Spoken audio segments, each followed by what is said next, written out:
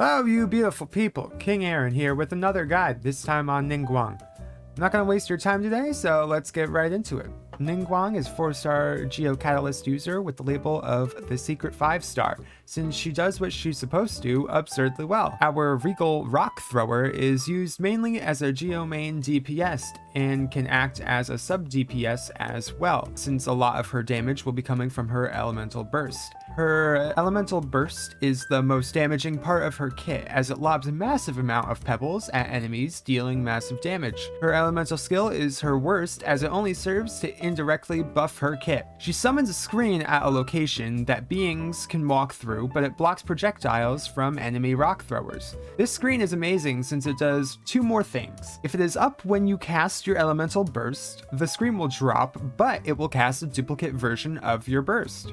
Her Ascension 4 passive grants allies a geo damage bonus when they walk through the screen. So if you walk through the screen, then cast your burst, well...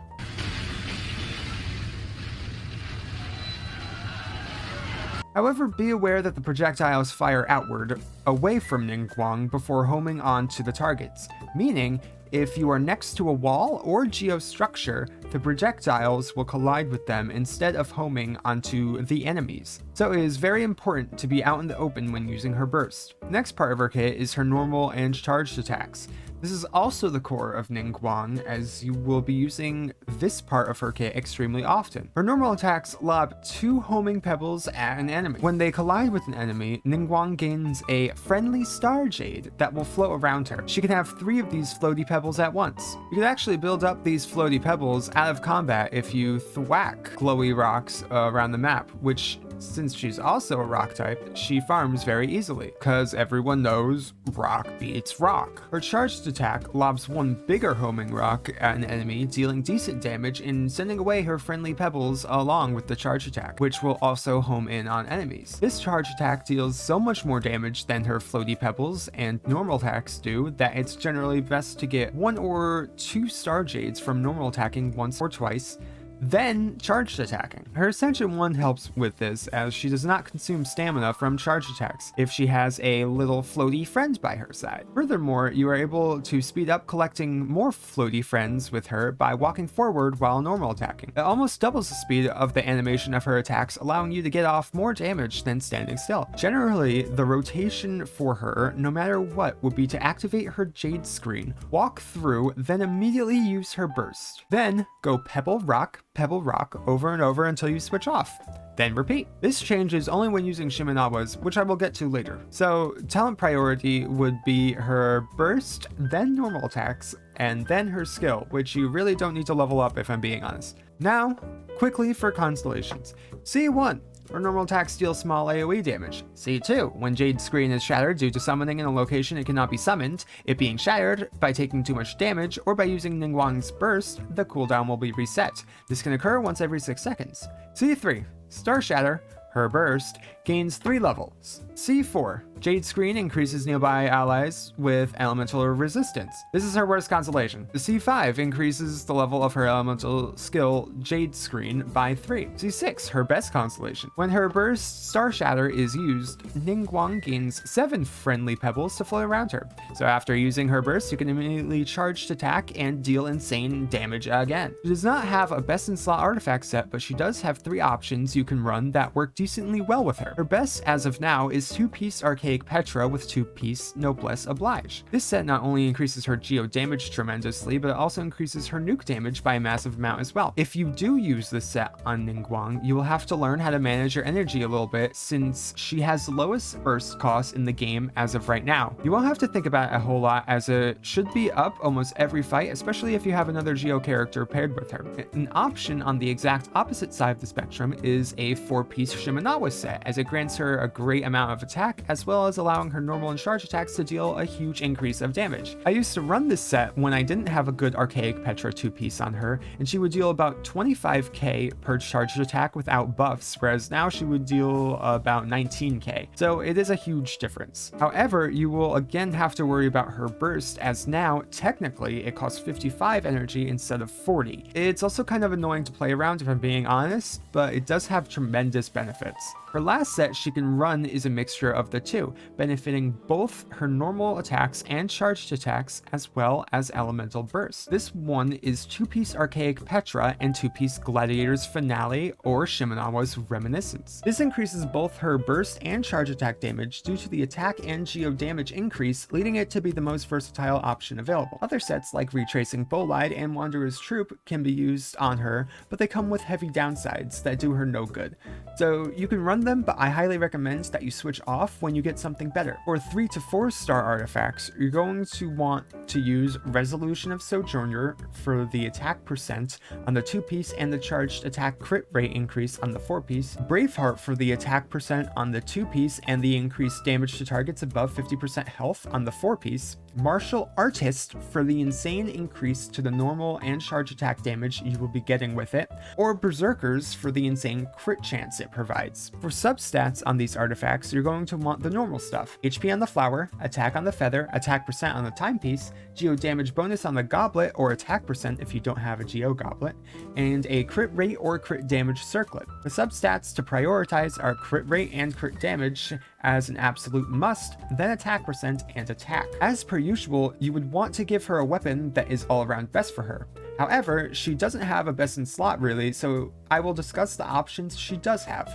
None perfectly fit her, but they all help her out decently well. She only has one option for 3-star weapons in the Twin Nephrite, which gives crit rate and an attack and movement speed boost after killing an opponent. You should be looking to switch off this weapon as soon as you can, since her 4 stars for the most part are just all around better. These include Solar Pearl, Dodo Coattails, Black Cliff Agate, Widsith, and then Wine of Song. Solar Pearl gives great crit rate.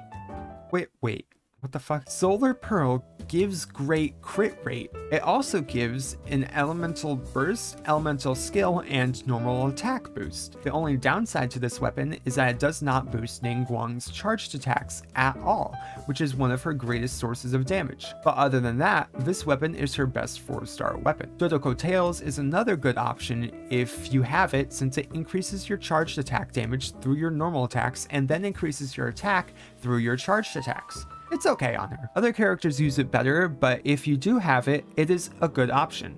Keep in mind that to maximize your damage, you're going to have to charged attack before you use your elemental burst. It's okay. Her next best is Black Cliff Agate, which is almost a direct upgrade from the Twin Nephrite, as it increases your crit damage and gives you a stacking 12% attack buff, each stack lasting 30 seconds with a max of 3 stacks. You get these stacks after killing an enemy. The next catalysts don't do Ningguang much justice, but they are good options if you do not have any of the above options. The Widsith grants crit damage, and its passive grants a random increase to attack, elemental damage, or elemental mastery. This is a good weapon, but Ningguang does not scale with elemental mastery in the slightest, giving this passive a 33% chance to not have a passive once every 30 seconds. And then Wine and Song is here just in case you don't have the other options, since Solar Pearl is locked behind a paywall, Dodo Coattails is locked behind an event, and Black Cliff Agate is locked in the shop 50% of the time, or just not obtainable the other 50%. Wine and Song's major benefit is that it reduces stamina consumption and increases your attack after you sprint. If you have Twin Nephrite, this weapon is debatably not an upgrade. Her 5-star options are decently good, and if you have them, definitely use them, especially if you're free to play and somehow have one. They are Lost Prayer of the Sacred Winds, Skyward Atlas, and Memory of Dust. Lost Prayer is best since it gives crit rate and a stacking elemental damage bonus for everything Ningguang does. Skyward Atlas is decent since it gives a flat elemental damage bonus, but a practically redundant passive. And Memory of Dust is limited by a shield, but Ningguang loves shields, so this weapon is also a decent option for her, as it will grant her 40% extra attack on top of the almost 50% attack this weapon already gives. Atlas and Dust compete with one another as being her second best option. I would recommend Dust though, because only Ningguang and a C4 Yanfei can really utilize it effectively. So if you have the other options with some other characters and you don't want to share catalysts, then give dust to her as a little snack, since no one else will really want to eat it. The reason why she can run dust so effectively is because of her team synergy. She benefits only from georesonance and pyroresonance, so running her with one or two of them is a great choice.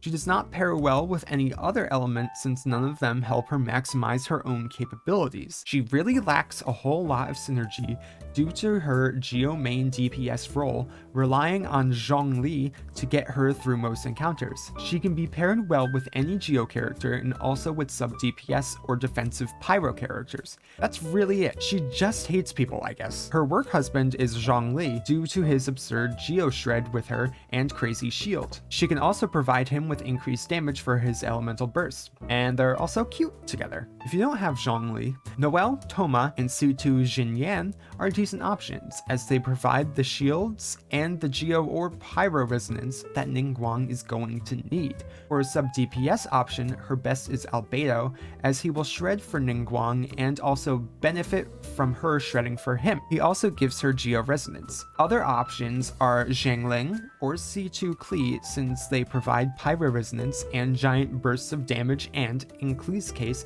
defense shred. Her last team member is a supporter, like Bennett or Goro. Bennett is better here since he provides more versatility being a pyro character and with his huge attack buffs, whereas Goro only works well if you are using a majority of Geo characters and are using someone like Albedo, Noelle, and Xinyan, or any mixture of those three. Since Ningguang never wanted the dog, it was her kids' idea. Ningguang also has the special ability of granting increased Geo damage to allies, so she can also pair well as a sub DPS for Ito, but she might find him stinky, so it might not be an amazing idea. That's it for my guide today on Ningguang. If you did enjoy my video, please like, comment, and subscribe, as it helps me out a whole lot. But that's gonna be it for today. I hope to see you all next time. Bye bye!